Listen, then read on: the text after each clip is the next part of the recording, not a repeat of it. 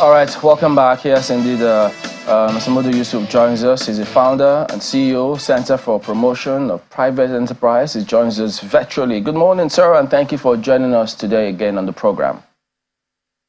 Good morning, Chamberlain. Good morning, Mark.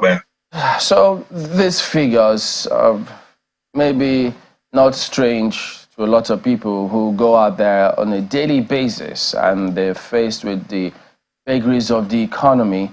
So do we take these figures, latest ones published by the MBS, as stark reality, a direct result of all the policies that government is putting in place, even though well intended? Well, yes, to some extent, yes. But let me say that some of the factors responsible for the current situation are factors that actually predated the current administration. The only two major factors which had, come up during this administration are basically, and of course they are very, very important factors as well, the fuel subsidy issue and the foreign exchange issue. Those factors are very critical. There are also factors that are, to a large extent, the outcomes of some of the reforms that this administration has undertaken.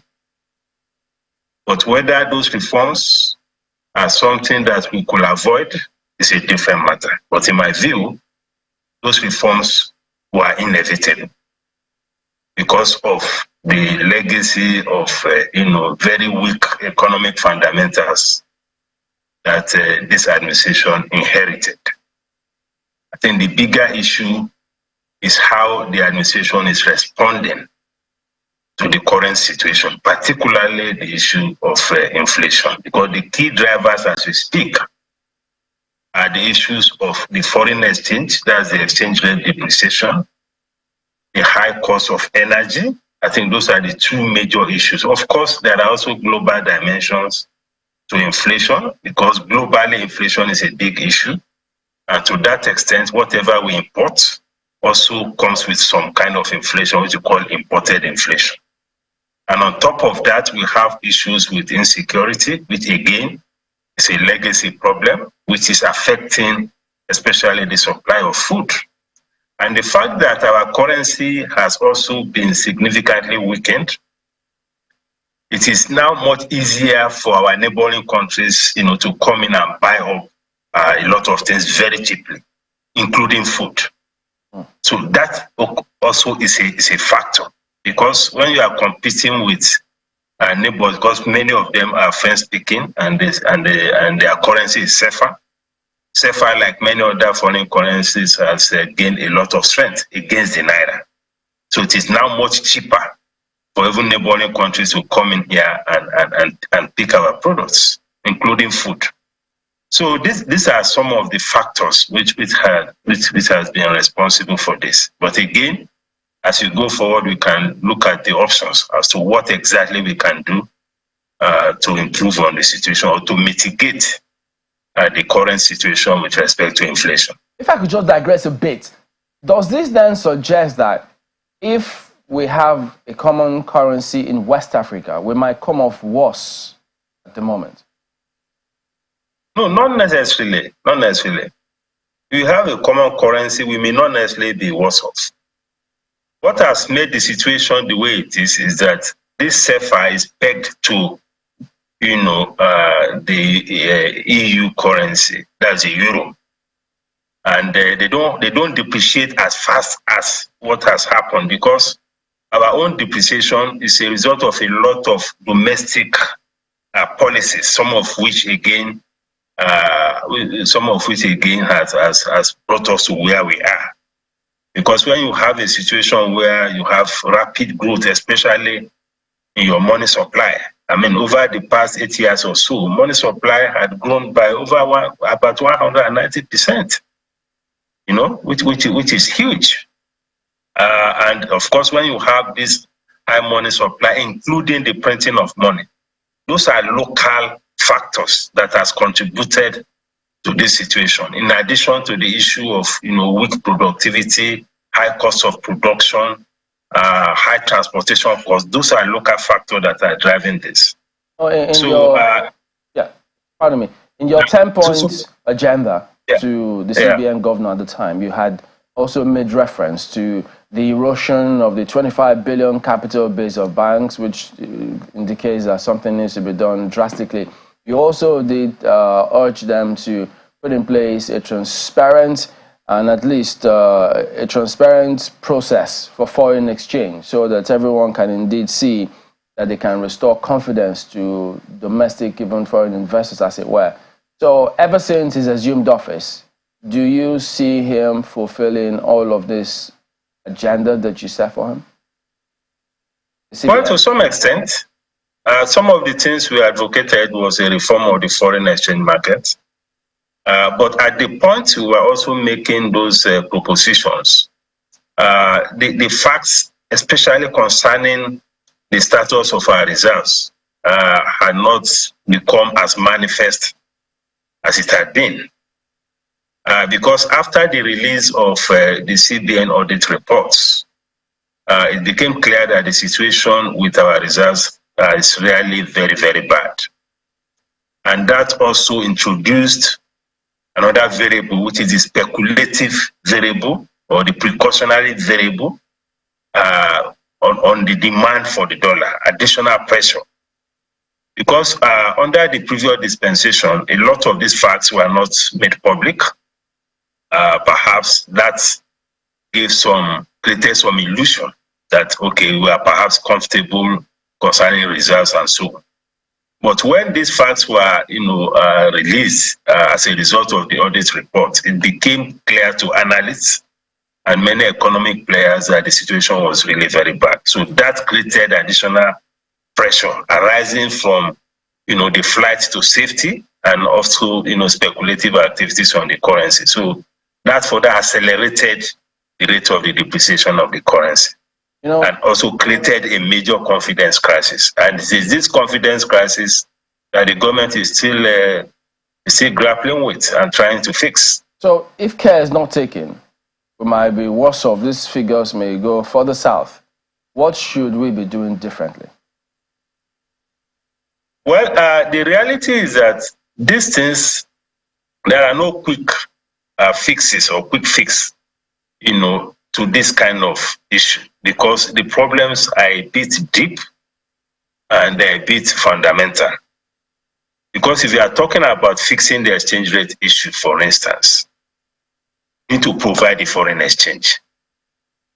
We don't print foreign currency, so we have to see how we can get more foreign currency in, either through remittances, through foreign direct investment, which is what the president has been trying to do, going to various countries, speaking to investors to come in. And when foreign direct investors come in, they are coming with patient capital. That is capital that will stay for a long haul and capital that also foreign exchange based. So that is the advantage that we bring. Then, of course, also to create confidence within the system generally, so that, remittances can also come. Because if you have distortions in your foreign exchange market, remittances will not come. Many of these remittances that are supposed to come in, many of them just stay in some other countries, and people do all sorts of transactions here in Naira, where they make the deposits abroad. So unless you create the policy environment that can, engender that kind of confidence, those remittances will not come. Again, that is what the foreign exchange reform is all about. Then on the demand side, a lot needs to be done, and very quickly, around our domestic refining of petroleum products. Because that is putting a whole lot of pressure on our foreign exchange as well. Because if you are spending anywhere between maybe $1 billion, $1.5 billion, on a monthly basis to import petroleum products, it's a lot of pressure on the foreign exchange. And look at what the oil price is. And there's also the pass-through of the high energy cost on inflation. Diesel is now over 1,000. A lot of companies still use diesel to generate power. All the trucks that are moving around, they are being powered by diesel, almost 90% of them. So these are some of the factors that are leading to this thing. So the point is that it will take some time. There's no quick fix to this. We need to deal with the forex issue. That will take some time because yes, the president has spoken to quite a number of investors, but they will not just pick their briefcase and just bring in the dollars just so fast. You know, they have to do their due diligence. They have to do some planning and so on. And the issue of domestic refineries, again, if you can fast track it, whichever way we can, with respect to the NNPC refineries, with respect to the private refineries, and see how quickly they can also come on board, so that can reduce the pressure of demand on foreign exchange. So those are the things I think can be done. Then, of course, we need to address the issue of productivity, you know, because you have an economy over 200 million people, and we have an agricultural sector that is still being driven by all these peasant farmers who are still using poles and cutlasses. There is very little technology application to our agriculture as we speak. Almost 80% of our agricultural production is still being done in these traditional ways. How much can that do for a growing population in the face of, you know, this high rural urban migration? So you need technology. We are seeing technology presence in practically all sectors, but not in agriculture. So something has to happen, you know, to scale up, to upscale productivity in agriculture so that we can at least, try to address particularly the issue of food inflation, which is a major driver of poverty as we speak. So many things that you have said, and I'm just wondering where to start. You currently head the Center for Promotion of Private Enterprise, and I know that those in the private sector will certainly have a litany of woes that they're currently dealing with as a result of inflation and price instability. Speaking to your members or speaking to those within the private sector, what would you say has been the biggest headache for them?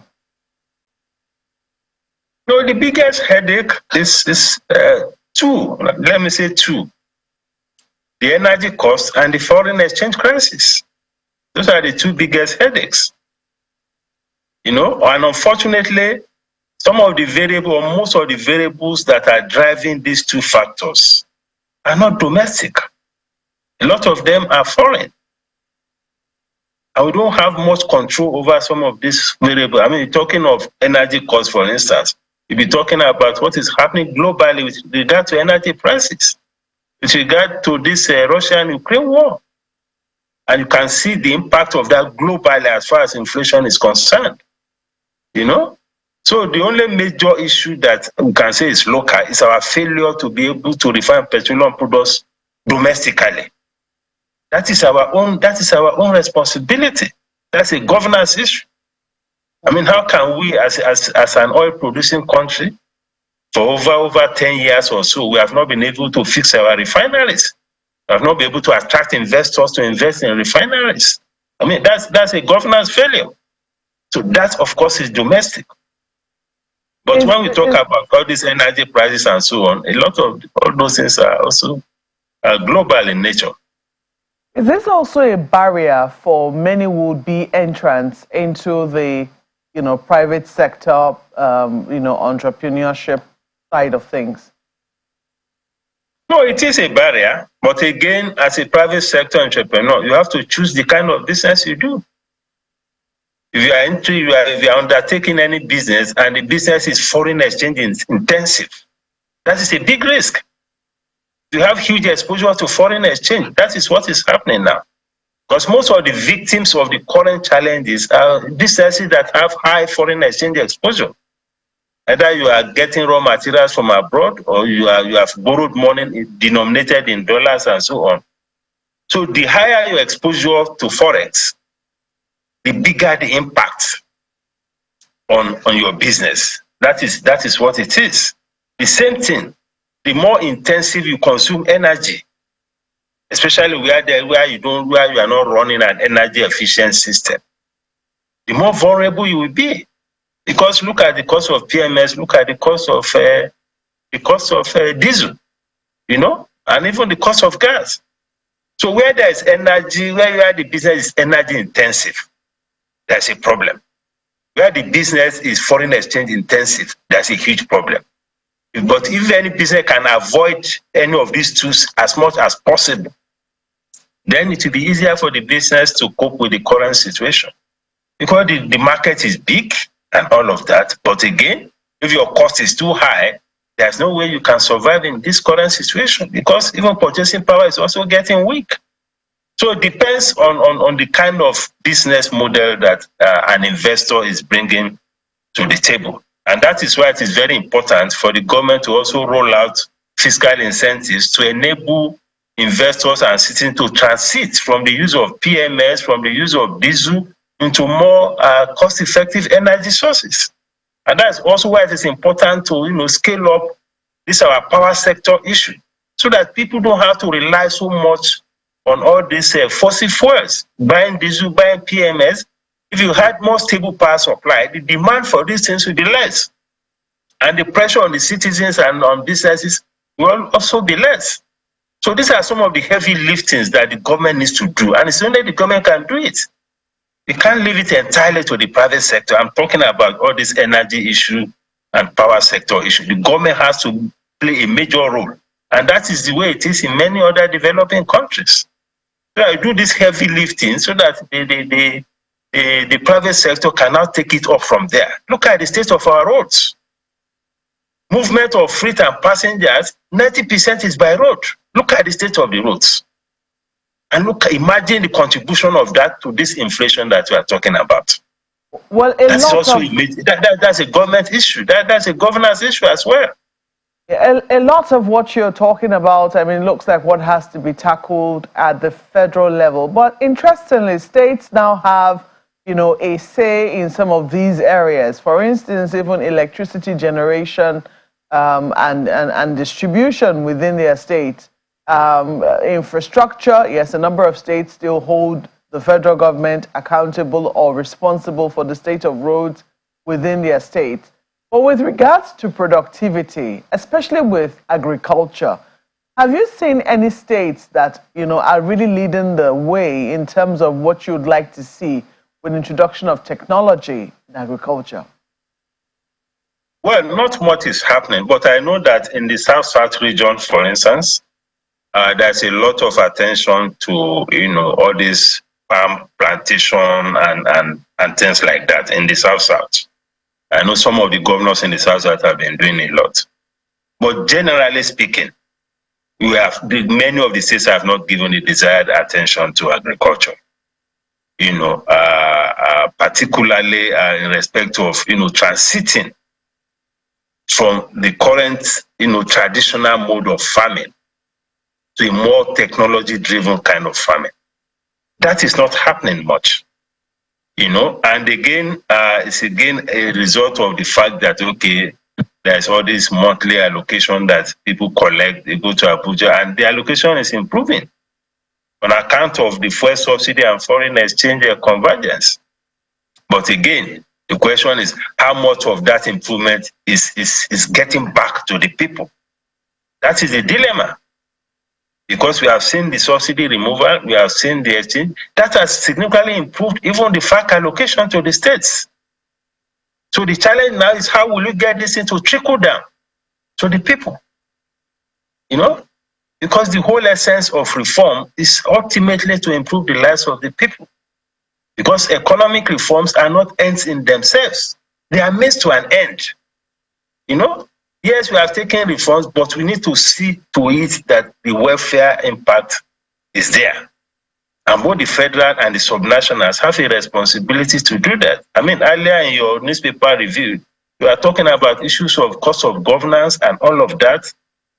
People buying vehicles of 160 million each and all of that. I mean, those things don't speak well of how we are managing the resources and how we are, appropriating the products of the sacrifice that the people have made.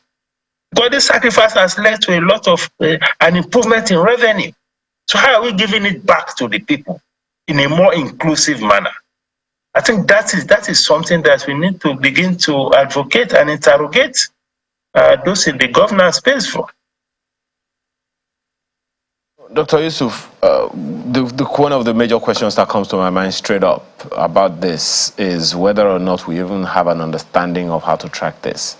In preparing for today's conversation with you, I've tried to look at a time when inflation figures dipped. I'm still struggling to find where it dipped significantly for as far back as I can remember. We've been talking about inflation figures now for quite some time.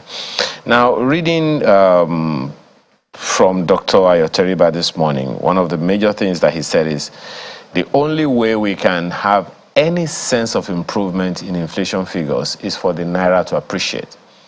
But then there's something Malquest said in our opening sequence this morning, that how is that going to happen? What Dr. Teriba said, how is that going to happen if we cannot produce? And given the issues that you have raised this morning in conversation with some of your colleagues in the economy, in the economic sector, the various levels of the economy, how can we produce and get the Naira to appreciate so that the inflation figures can come down?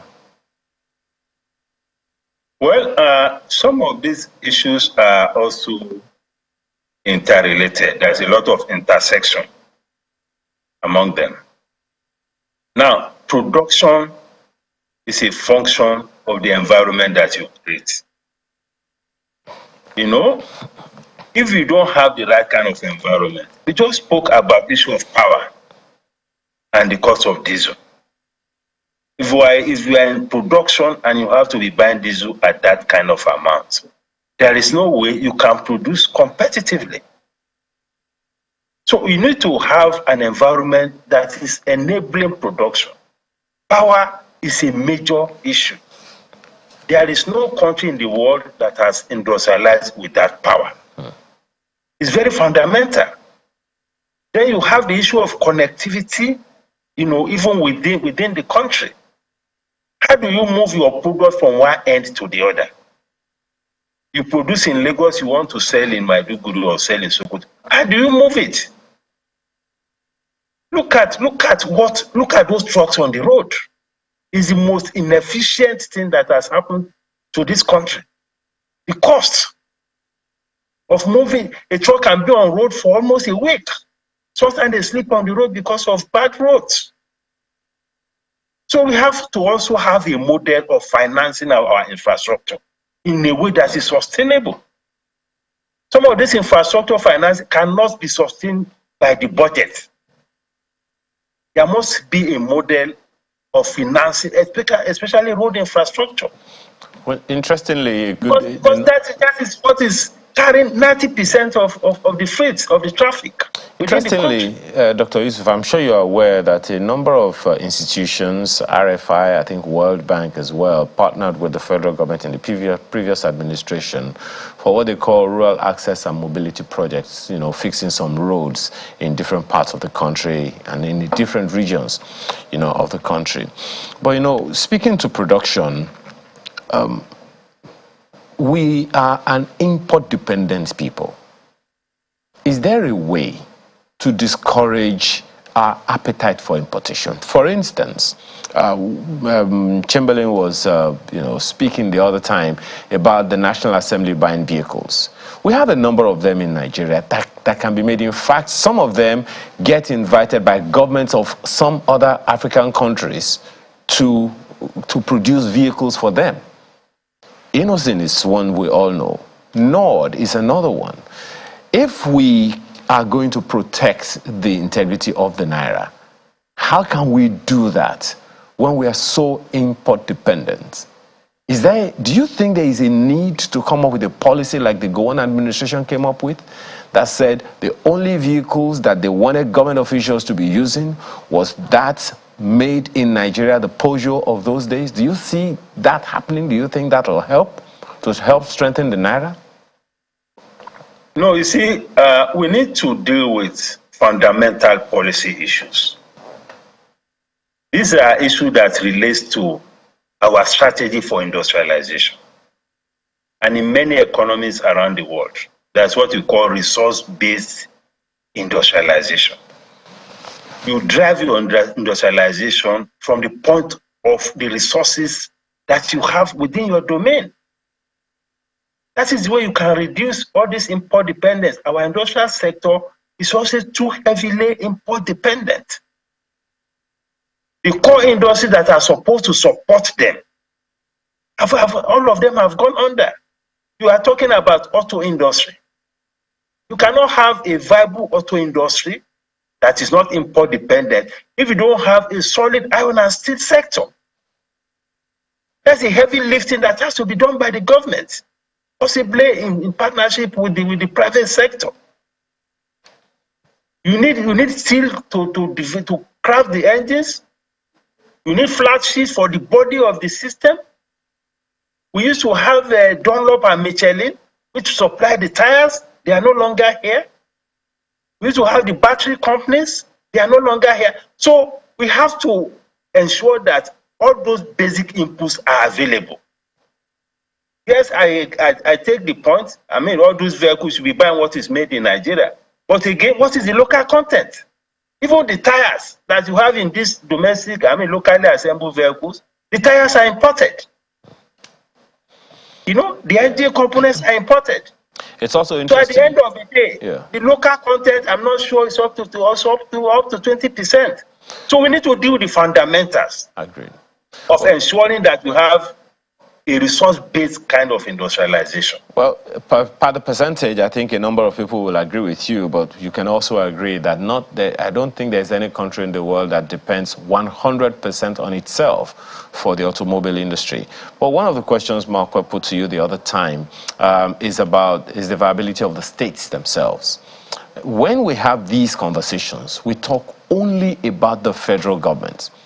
But there was a time in this same country when the Lagos state government had to literally shore up its own economic base to make it what it is today, that some other parts of the country are saying, okay, can we adopt the Lagos model? Do you see a responsibility for state governments in this regard, particularly maybe in partnership with the federal government, but particularly those who have things to do that they can help to shore up this economy? The Benue State, for instance, was known as the food basket of the nation. I don't know if that slogan still persists. Do you think the state governments are holding their own? Do you think they are pulling their weight enough to help their indigents as opposed to just depending on the federal government? Well, the state governments are not doing enough, certainly. And unfortunately, each time we have conversations around the economy, and just as you said, and rightly so, there's too much focus on the federal. The states have a whole lot to do. I mean, we are talking about food, for instance. When you talk about land is in the custody of the states. I've had instances where even people who want to undertake commercial farming complain about issue of access to land. There are states where you don't have up to 3 or 4 tractors that some of these small-scale farmers can hire or given at a subsidized rate for them to expand the scope of their production. You know, and some of the states, again, the way they spend the money, they don't also address some of these developmental issues that can, make their economies a lot more inclusive and bring a lot more of their citizens on board. Some of the projects they spend money on are not things that trickle down to the most vulnerable segments of their population. And unfortunately, there is no, accountability framework for the states. In most cases, the state assembly are supposed to be the ones who, do some oversight and all of that. But, sometimes there is even no distinction between the executive and the state assembly in many of the states. So the state governments, most times they can get away with anything. And the civil society organizations are also more focused on the federal rather than the states. It's even worse with the local governments. So we need to also have a framework to make the states a lot more accountable, aside what the state assemblies can do. Need to have a better monitoring framework. And just as I said, their allocations has improved. How is that going to impact on the citizens in the country? Well, Dr. Yusuf, just before we go, one more thing. What do you see happening, considering the policies that government has put in place and how things are going, maybe in the next quarter or two, about these figures?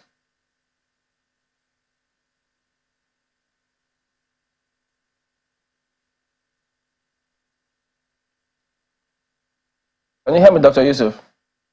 Yeah, please, can you come again? Yeah, well, what I'm asking is, what do you see happening in terms of projections, considering the policies that government has put in place, probably in the next quarter or two? Do you see any change or what? Well, we can only be optimistic that some of these policies will begin to yield some fruits down the line. But again, we need to manage expectations, because some of the problems that we are grappling with are fundamental in nature. The only low-hanging fruit which I think the government can quickly deploy is something that has to do with our fiscal policy, especially our import duty regime.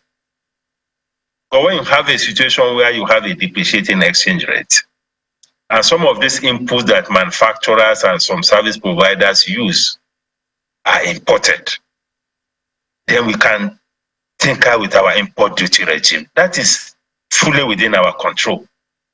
Only recently, the CBN even went and increased the exchange rate at which you can, the exchange rate for which you can use to clear your cargo and pay your import duty. For me, I don't think this is a good time to be undertaking that kind of thing, because already the economy is grappling with a weak exchange rate. Most of the import duties are already high. So if at this point the government or the CBN is now giving directive that the exchange rate for which cargoes are cleared needs to be increased, I don't think that is appropriate at this time. So we can look at that area and see what we can do to bring down some of these costs. That is within our control. But all other things will have to, we'll be looking at the medium to long-term horizon. All right, then, Dr. Muda Yusuf, founder, CEO, Center for Promotion of Private Enterprise. Thank you very much indeed for your time here today. Thank you very much, my pleasure. All right, well, back in a moment, everybody. Stay on with us.